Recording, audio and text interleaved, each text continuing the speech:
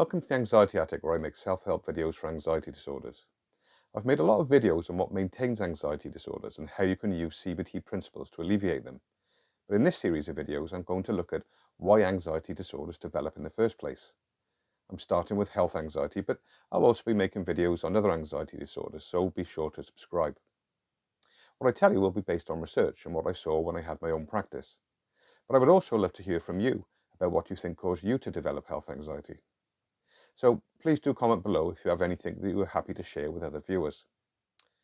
I will also be showing you a CBT tool that will help you understand how your health anxiety developed and how it is affecting you in the present.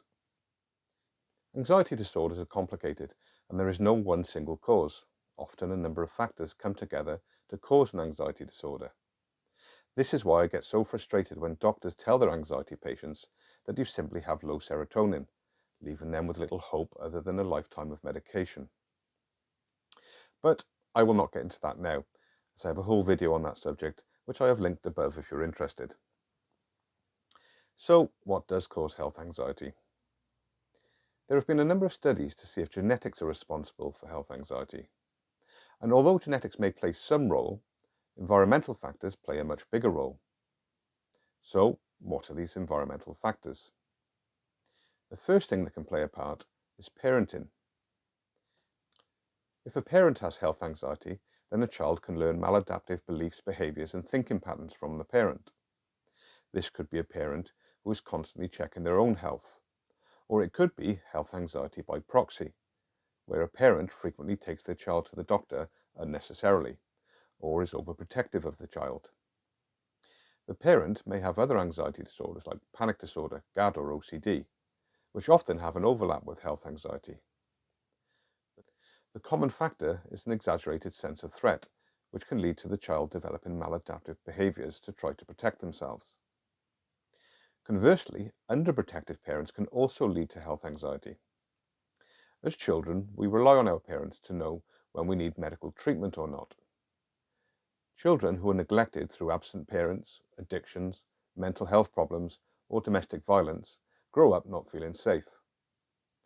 The maladaptive coping mechanisms they develop as a result can follow them into adulthood. A common contributor to health anxiety is the death or serious illness of a relative. Stressful events often precede the onset of anxiety disorders, and nothing is more stressful than seeing a loved one suffer or pass away. This can leave us feeling helpless and make us more aware of our own mortality. If a relative or friend passes away suddenly, it can be a great shock, and I think most people will get the thought, could that happen to me? But most people are able to put the thought to the back of their mind. But for some, the thought will persist and become a source of anxiety. If a parent has passed away, there is often a worry that you might inherit the same illness or condition. The other thing that can trigger health anxiety is our own illness. Throughout life, we will fall ill at times, particularly as we get older. Many people live with long-term health conditions, and although they may not be life-threatening, they can be a source of anxiety. It can often take a long time to get diagnosed for some health conditions, and that can be a very stressful and worrying period. In the 9 months it took me to get diagnosed with IBS, I suffered severe abdominal pains every day, which was naturally very worrying. Although I did not develop health anxiety, it did leave a profound effect on me for a long time afterwards, and I found that thoughts about my own mortality became more frequent. Thankfully, from my training, I knew not to act on these thoughts, and the thoughts became much less frequent. It may not necessarily be health-related stress that triggers health anxiety. You may have seen in my other videos that any stress, whether exams, work or problems at home, can have an effect on the body. Gut bacteria can change, serotonin production can drop, and the body's stress response can become hypersensitive. This may manifest itself in something like panic attacks. But if you're prone to worrying about your health anxiety anyway, it could trigger health anxiety. All these factors can be exacerbated by sensational media stories about deadly diseases or medical negligence cases, and that may partly be why health anxiety is now so common. As I said earlier, there are many factors that can contribute to health anxiety. Some of the factors I've shown may or may not be relevant to you. Understanding what caused your health anxiety will not stop your health anxiety, but understanding how it has affected your current beliefs, behaviours and thinking patterns is an important step in learning how to manage and reduce health anxiety using the principles of CBT. And that is why CBT practitioners use a tool called a formulation. And I'm going to show you how to create your own formulation, which can be quite an interesting and enlightening exercise to do. In the description, you will find a link to this form from a great website called getselfhelp.co.uk, which provides free self-help resources. I will show you how to use this form using a fictional character who has experienced many of the factors that I have mentioned.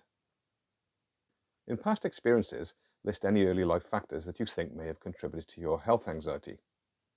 For example, Donna mentions that her mother suffered with anxiety and panic attacks and used to drink heavily.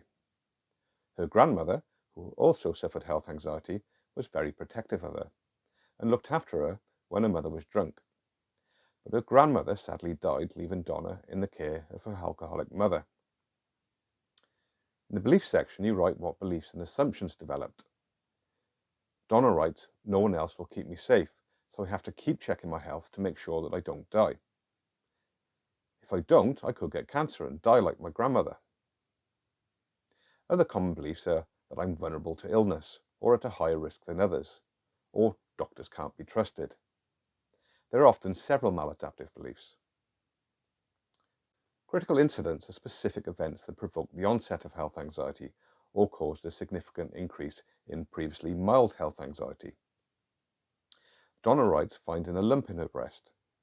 Although it turned out to be benign, it was the start of her health anxiety getting out of control, and it hasn't reduced since. Note, critical incidents may not be one big event. It may be a number of smaller stressful events that accumulated to cause the onset of health anxiety.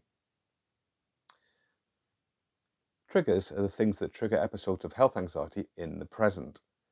This could be things like hearing someone else is ill or has died, seeing a news article about an illness, or noticing a new symptom. For the next section, think of a recent time where something triggered your health anxiety. Write the thoughts, behaviours, emotions, and body sensations that occur as a result of the trigger. Donna hears a celebrity has died from a heart attack. She gets the thought, I could die from a heart attack. So she starts Googling heart attack symptoms. She recognises some of them, which makes her feel panicky. She notices her heart is pumping fast, and she's breathing fast. It's actually just anxiety, but she starts thinking there is something wrong with her. Donna is now trapped in the anxiety cycle, which so many people with health anxiety find themselves constantly in. I cover the anxiety cycle in much more detail in other videos, which I'll link at the end. But you can see from this formulation how Donna's past experiences and critical incidents have led to her current problems with health anxiety. You can't change the past, but CBT teaches you tools to change your beliefs, thoughts and behaviours in the present, so that your future is not dominated by health anxiety. Ideally, this is best done with a therapist, but if you can't access therapy, you will find CBT tools and principles in my health anxiety playlist, which you can view here. Or for a good overview of the steps needed to overcome health anxiety, click on this video here. And if you have found this video useful, please give me a like.